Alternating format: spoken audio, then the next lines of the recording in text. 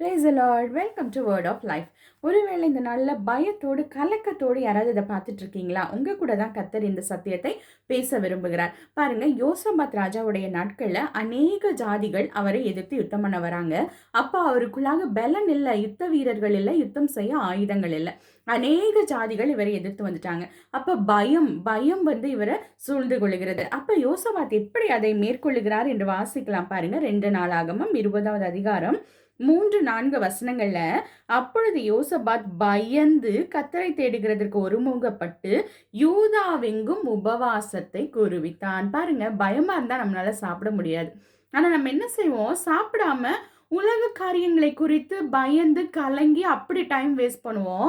ஆனா அதே நேரத்தை அந்த சாப்பிடாம உபவாசத்தோடு கர்த்தருடைய பாதத்துல அமர்ந்திருந்தோமானால் அதற்கு ஒரு பெரிய ரட்சிப்பை கர்த்தர் கொடுப்பார். அதே நேரத்துல பாருங்க, அதற்கு அடுத்ததாக இவர் உபவாசித்து கர்த்தரிடத்திலே உதவி கேட்கிறார்.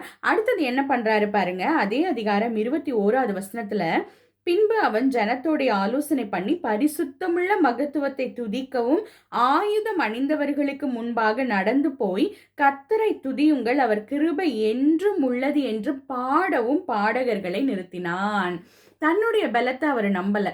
போர் வீரர்கள் அவங்க கிட்ட இருக்க ஆயுதங்களை நம்பாதபடி கர்த்தரை துதித்து ஆராதிக்கிற ஒரு கூட்டத்தை எழுப்புகிறார். அதனால பாருங்க, கர்த்தர் பெரிய ரட்சிப்பை கொடுத்து, அதுக்கப்புறம் 25வது வசனத்துல வாசிக்கிறோம், கொள்ளை பொருட்களை அவங்களால சுமந்து கொண்டு வர முடியலையாம்.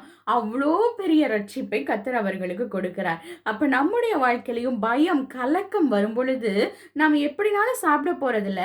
அந்த நேரத்தை கர்த்தருடைய பாதத்துல அமர்ந்து, ஐயோ என்னால ஜபம் பண்ணவே முடியல அப்படின்ற ஒரு சூழ்நிலையில நாம் கர்த்தரை துதித்து பாடலாம். இல்ல எனக்கு பாடவே முடியல அப்படின்னா, கர்த்தர் இதுவரைக்கும் என்னை உயிரோட வச்சிருக்கிறீங்களே, ஜீவனோடு வச்சிருக்கிறீங்களே, ஒவ்வொரு நாளும் சாப்பிட உணவு கொடுக்குறீங்களே, ஒவ்வொரு நாளும் நல்ல தூக்கத்தை கொடுக்குறீங்களே, பராமரிப்பை கொடுக்குறீங்களே அப்படின்னு அதை நினைத்து நாம் கர்த்தரை மகிமைப்படுத்தும் பொழுது கர்த்தர் நாம் எதிர்பார்க்கிற காரியத்தை காட்டிலும் பெரிய ரட்சிப்பை நம்முடைய வாழ்க்கையிலே செய்ய கர்த்தர் வல்லவராக இருக்கிறார். கர்த்தர் தாமே ஒருவரையும் ஆசீர்வதிப்பாராக.